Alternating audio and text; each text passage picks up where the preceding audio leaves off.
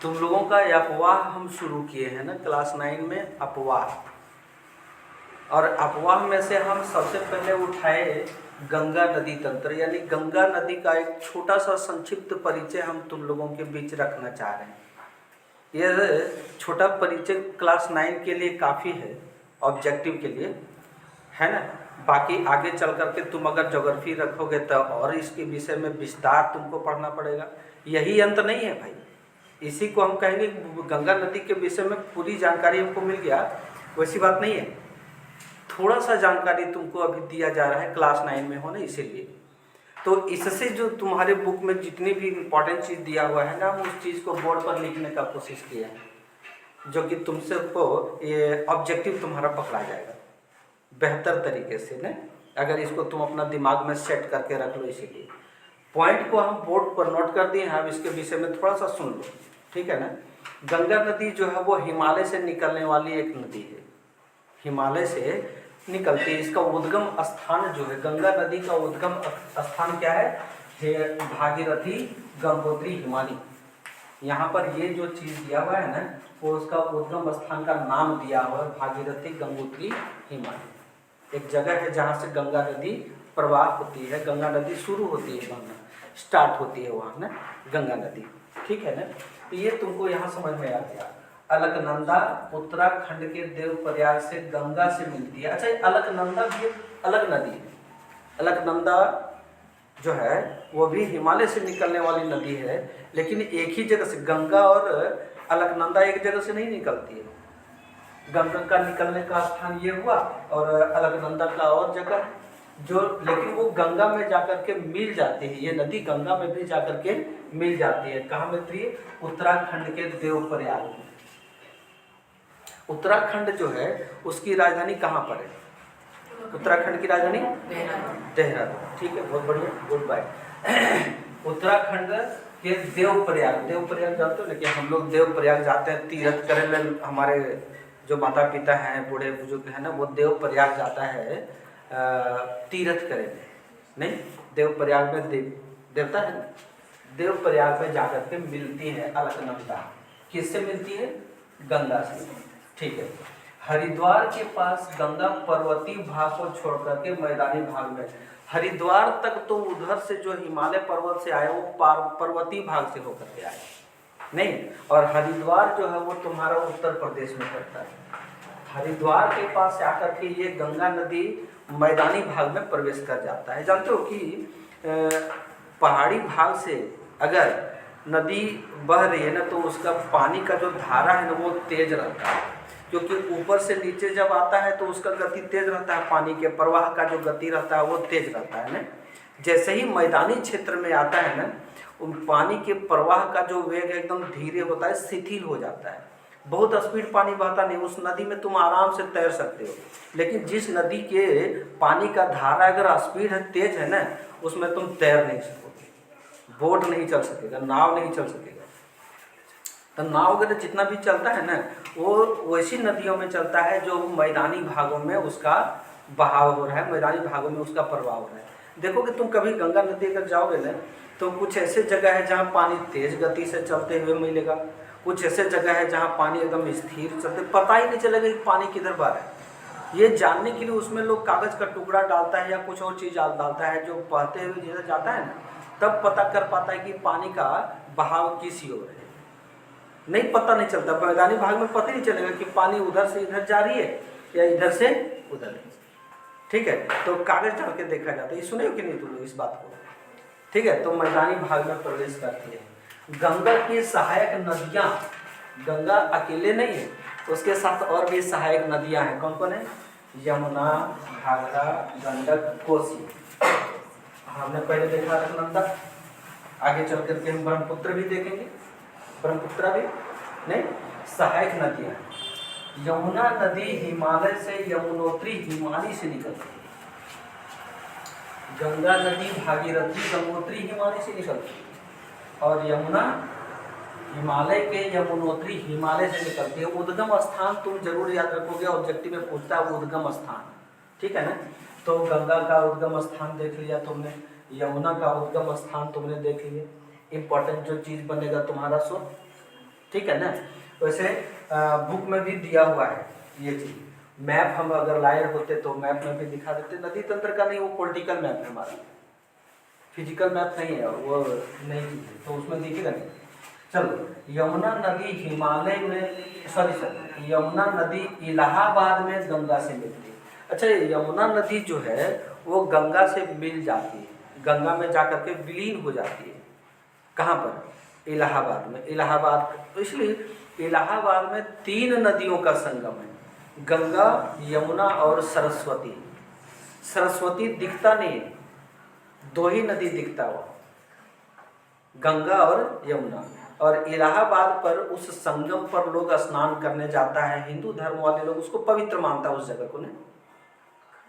इलाहाबाद का संगम जाता है स्नान करने के लिए, ठीक है। तो यही वो जगह है जहाँ गंगा और यमुना जाकर के मिल जाती है। कहाँ पर? इलाहाबाद में। हमने गंगा की सहायक नदियां का नाम लिया था घाघरा, गंडक, कोसी और यमुना। यमुना को तो हमने देख लिया। घाघरा, गंडक और कोसी नेपाल हिमालय से निकलती है। ये सारी नदियां भी हिमालय से निकलती है, लेकिन हिमालय जो है वो केवल भारत में प्रवेश नहीं किया है, नेपाल में भी उसका दहलीज है, नेपाल में भी उसका स्पर्श है ना। तो नेपाल के हिमालय से निकलती है घाघरा, गंडक और कोसी, ये निकलती है। पश्चिम बंगाल के भागीरथी, हुगली, हुगली का नाम सुना है? पश्चिम बंगाल में हुगली पर ही हावड़ा ब्रिज है, नहीं? तुम गया होगा अगर कलकत्ता और हावड़ा ब्रिज पर अगर गया होगा ना, तो निश्चित रूप से तुम देखा होगा कि पानी का बहाव वहाँ किस ओर है, उत्तर से दक्षिण की ओर आगे चल करके मुड़ गया है। गंगा नदी आगे चल करके मुड़ गया है, और पहले वहाँ पूरब से पश्चिम था और उसके बाद वैसे घूम गया है और दक्षिण, उत्तर से दक्षिण हो गया है, जानते हो ना। तो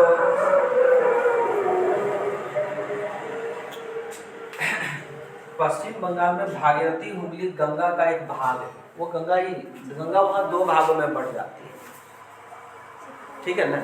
एक हुगली के नाम से चला गया और एक दूसरे पूर्वी क्षेत्र में चला गया। जो दक्षिण की ओर बहती भी जाती है, वो दक्षिण की ओर बहती है और जाकर के कहाँ मिल जाती है? बंगाल की खाड़ी में मिल जाती है।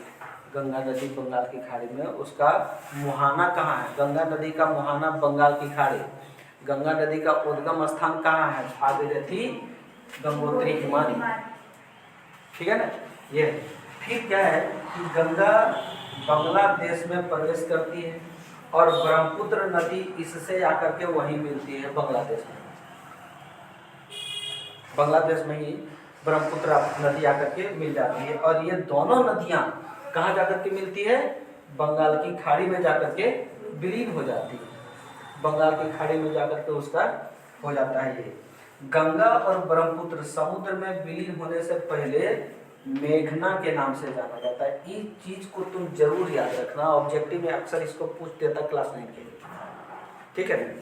देखो, अगर ऑब्जेक्टिव तुम बढ़िया से कर लोगे ना, तो केवल क्लास 9 को तुम बढ़िया तरीके से नहीं कर पाओगे, बाकी तुम अगर आगे कंपटीशन की तैयारी करोगे ना, तो वहाँ भी तुमको काम आएगा। भले तुमको ये याद नहीं रहेगा, लेकिन जब भी ये चीज़ मिलेगा ना, तुमको तुम्हारे दिमाग में तुरंत सेट कर जाएगा, याद रह जाएगा। जो पढ़ा हुआ चीज़ है ना, वो दोबारा तुम अगर पढ़ोगे ना, तो ज़्यादा रटने की जरूरत नहीं पड़ती है। उसको एक बार पढ़ लोगे, वो तुम्हारे दिमाग में बैठ जाता है ना।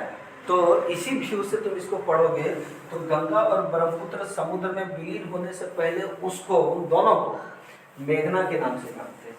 मेघना नहीं, इतना के बाद अब हम तुम लोग को बताएंगे गंगा नदी की लंबाई वगैरह थोड़ा सा, एक जरा सा इसको मिटा करते हैं।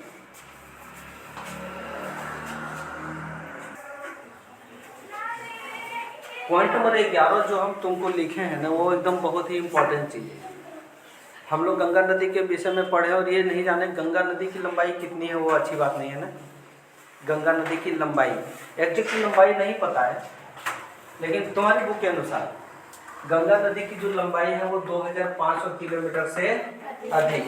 बुक में अगर अधिक लिखा हुआ है, इसका मतलब है कि बुक वाला भी कंफर्म नहीं है कि इसकी निश्चित लंबाई कितनी है, से अधिक और कितना अधिक है, 2 किलोमीटर, 5 किलोमीटर, 12 किलोमीटर, ऐसा हो सकता है कि नहीं? लेकिन याद रखोगे कि गंगा नदी की जो लंबाई है वो 2500 किलोमीटर से अधिक है तुम्हारे बुक के अनुसार, ठीक है। अंबाला से सुंदरबन तक की लंबाई लगभग 1800 किलोमीटर है। गंगा नदी की जो लंबाई है वो 2 जगह, एक अंबाला और एक सुंदरबन, अंबाला और सुंदरबन नहीं के बीच की जो लंबाई है वो 1800 किलोमीटर, याद रखोगे तुमको। सुंदरबन डेल्टा, डेल्टा किसे कहते हैं? डेल्टा नहीं, हाँ बताए थे। जैसे नदी बह रही है, अभी पानी बहुत ज़्यादा है, तो नदी पानी के साथ साथ बालू कंकड़ वगैरह भी बहा करके ले जाता है।